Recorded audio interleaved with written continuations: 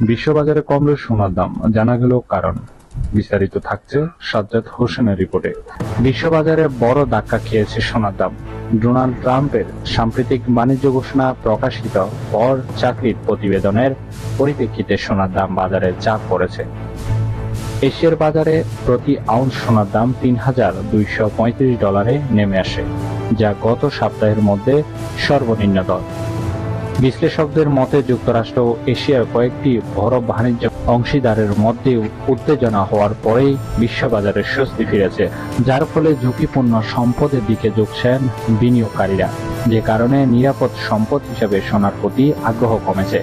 Donald Trump জানিয়েছেন Bharat, Japan ও দক্ষিণ কোরিয়ার সঙ্গে বাণিজ্য চুক্তির পথে অগ্রসর হচ্ছে তার প্রশাসন। এছাড়া চীনের সঙ্গে 145% শুল্ক পুনর্বিবেচনায় আলোচনা শুরু হয়েছে বলেও খবর দিয়েছে চীনের রাষ্ট্রীয় গণমাধ্যম।